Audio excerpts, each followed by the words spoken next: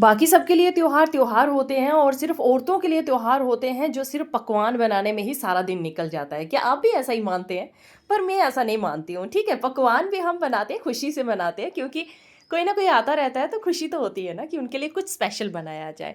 तो आज क्या जो कल है होली और आज मैं ना बनाने वाली हूँ बहुत सारी चीज़ें जो मैं आपके साथ एक-एक करके शेयर करने वाली हूँ। सबसे पहले गुलाब जामुन बनाने जा रही हूँ। ये पतिदेव की डिमांड थी कि गुलाब जामुन बनाइए। मैं अपनी डिमांड पे ना नेक्स्ट चीज़ बनाऊँगी। तो पतिदेव बोलने लगे गुलाब जामुन के लिए मैं सामान ले आया हूँ। मैंने कहा चलो ठीक है। तो यहाँ पे सबसे पहले मैंने खोया ले लिया।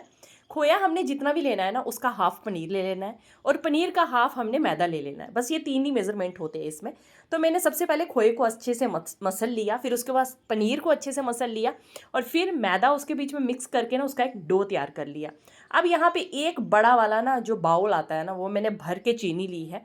तो ये 1 किलो के करीब-करीब चीनी होगी, तो ये मैंने चीनी डाल दी थी और उसके साथ-साथ मैंने ना 1 बाउल फुल और 1 बाउल पूरे से थोड़ा-सा कम जो पानी डाल दिया और इसकी चाशनी बनाने के लिए रख दी।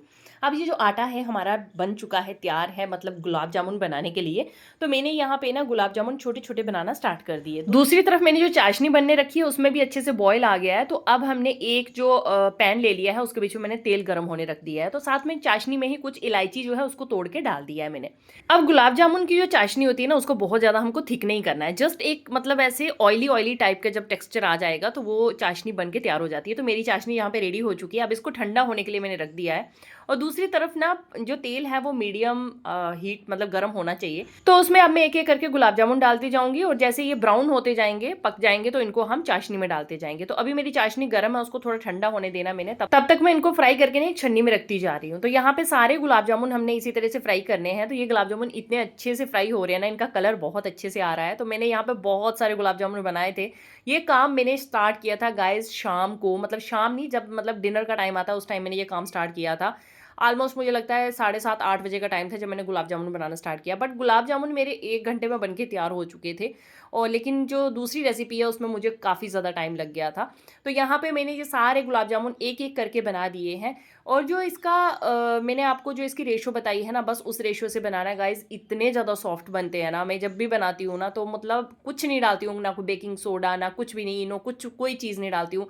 जस्ट सिंपल ऐसे ही 3 चीज़ें डाल के बनाती हूँ और बहुत ज़्यादा टेस्टी बनते हैं। तो सबसे पहले अपने लड्डू गोपाल को भोग लगा देंगे हम और उसके बाद मैं आ गई हूँ दोबारा से किचन में। और पतिदेव बना रहे हैं डिनर में बैंगन का भरता। तो मैं उनको बोल रही थी कि आप बैंगन का भरता बनाओ, तब तक ना मैं जल्दी-जल्दी चपाती बनाती हूँ। तो साथ-साथ में ही ना हमारा काम खाने का ख़त्म हो जाएगा और फिर मैं ना दूसरी वाली रेसिपी बना लूँगी क्योंकि कल ही होली है और मुझे ना कुछ-कुछ चाहिए, जैसे गेस्ट वगैरह आएँगे, सबके लिए कुछ ना कुछ तो होना चाहिए ना घर में। तो पतिदेव ने ना अवन में ही जो बैंगन है उनको अच्छे से रोस्ट कर लिया था और उन्होंने साथ-साथ में ही उसको बना लिया था। प्याज़ और टमाटर वगैरह सब कुछ रोस्ट करके उन्होंने बैंगन का भरता बना लिया और मैंने चपाती बना ली है। तो बस हम लोगों ने डिनर कर लिया। अब डिनर करने के बाद गाइज़ मैंने यहाँ पे गुजिया बनाना स्टार्ट की और ये गुजिया बनाने का टाइम था आई थिंक 9:30 बजे के करीब मैंने ये बनाना स्टार्ट किया था। सारा डिनर विनर का काम खत्म करके फिर मैंने इसको बनाना स्टार्ट किया था। तो यहाँ पे मैंने मैदा लिया और आप इसमें आटा भी ले सकते हैं, मैदा भी जो भी चाहिए हो वही ले सकते हैं आप। तो मैंने मैदा लिया, मैदे में मैंने डाला तेल। अब यहाँ पे अगर हमें 4 कटोरी अगर हमने मैदा लिया है तो उसमें हमें आधी कटोरी तेल डालना है। उतना डालना है कि हमारा आटा अच्छे से बनना स्टार्ट हो जाए। तो बस मैंने वो रेशियो ले ली थी और उसके बाद पानी डाल के ना अच्छे से आटा गूँथ लिया था। आटा गूँथने के बाद मैं रेस्ट करने रख दिया और इधर लग गई मैं बाकी की चीज़ें बनाने। तो यहाँ पे कुछ चीज़ों को मुझे रोस्ट करना था, थोड़ा-थोड़ा घी डालती गई मैं, सूजी हो गया, खसखस हो गया, साथ-साथ में ही मैंने थोड़े से ड्राई फ्रूट्स वगैरह इनको भी मैंने थोड़ा रोस्ट कर लिया था थोड़ा-थोड़ा देसी घी डाल के। और लास्ट में मैंने यहाँ पे खोया डाला, उसको अच्छे से थोड़ा-सा नरम होने दिया, मतलब जैसे वो थोड़ा-सा पतला हो गया फिर उसके बाद मैंने ये सारी चीज़ें इसमें डाल दी। साथ में ही मैंने कोकोनट मंगवाया था जिसको मैंने ग्राइंड कर लिया था, वो भी डाल दिया, साथ में शुगर डाला। तो ये सारी चीज़ें डाल के गैस मैंने पहले ही बंद कर दिया था, जब मैंने खोए को थोड़ा-सा पतला किया था उसी टाइम पे मैंने गैस बंद कर दिया था। तो ये हमारी जो स्टफिंग है ना गुजिया की बन के तैयार हो चुकी है और बस अब चलते हैं गुजिया बनाने का प्रोसेस स्टार्ट करते हैं। तो बच्चों को इतनी नींद आ गई थी तो मैंने पतिदेव को बोला कि आप ना बच्चों को सुला दो, तब तक मैं जितने बनते हैं उतने बनाती हूँ और फिर आप आ जाना मेरी हेल्प करने के लिए। तो वो चले गए बच्चों को सुलाने के लिए, तो तब तक मैंने यहाँ पे गुजिया बनाना स्टार्ट कर दी थी। अब एक जो पहली गुजिया है ना वो मैं बना रही हूँ एकदम प्रॉपर तरीके से जैसे गुजिया बनाते हैं, बस इस तरह से इसको फोल्ड करना है और फिर उसके बाद इस तरह से साइड से फोल्ड करते जाना है। तो ये मैंने एक प्रॉपर तरीके से बनाई थी, लेकिन रात बहुत ज़्यादा हो गई थी, मुझे लग रहा था कि नहीं भाई इतना टाइम नहीं है कि मैं इस तरह से सारी गुजिया बनाऊँ। वैसे बना सकती थी अगर एक भी बंदे की और हेल्प होती तो, लेकिन पतिदेव बच्चों को सुलाने के लिए चले गए थे इसके बाद, तो फिर मैंने सोचा कि नहीं मैं जल्दी-जल्दी अब बनाती हूँ। तो पतिदेव बोल रहे थे कि रात के 11 बज गए, कब बना के तैयार करोगी? मैंने कहा कोई बात नहीं, आप जाओ बच्चों को सुलाओ, मैं कोशिश करती हूँ जितना जल्दी मेरे से बन पाएँगे। मुझे भी लग रहा था कि मैंने बहुत लेट कर दिया है, बिकॉज़ अभी ना बर्तन भी धोने के लिए पड़े हुए थे, तो लेकिन मुझे लगा कि नहीं भाई मुझे बनाना है। जब मैंने कुछ ठान लिया होता है ना, तो फिर कितना भी लेट हो जाए, मैं सोचती हूँ कि नहीं बाबा बना ही लेती हूँ। तो अभी थोड़ी गुजिया और बनाने को बची हुई थी, लेकिन मैंने सोचा नहीं साथ-साथ में ना मैं फ्राई भी करती जाती हूँ, अदरवाइज़ बहुत ज़्यादा लेट हो जाएगा। तो मैं ना, अब आपको पता है गुजिया को फ्राई करने में टाइम बहुत लगता है, मतलब इनको मीडियम फ्लेम में हमें काफ़ी देर के लिए फ्राई करना पड़ता है। तो यहाँ पे देखिए मैंने ना किस तरह से इसको बनाया बाद में, वो मैं आपके साथ शेयर कर रही हूँ। इस तरह से इसको मैंने फ्लैट किया, बीच में अच्छे से स्टफिंग फिल की।